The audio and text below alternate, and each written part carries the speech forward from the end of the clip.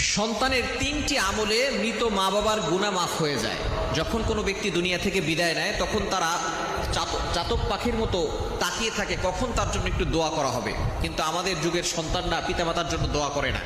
অবশ্যই পিতামাতার জন্য দোয়া করা দরকার, কেননা তারা চাতক পাখির মতো তাকিয়ে থাকে কখন আমার সন্তানটা আমার জন্য একটু দোয়া করবে, একটু ভালো কাজ করবে।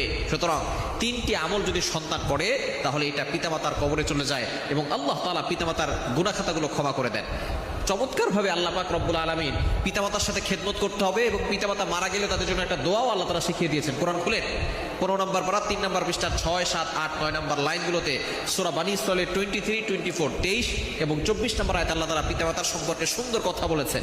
রব্বুল আলামিন বলেন, ওয়া ক্বাদা রাব্বুকা আল্লা তা'বুদু ইল্লা ইয়্যাহু ওয়া বিল ওয়ালিদাইনি ইহসানা।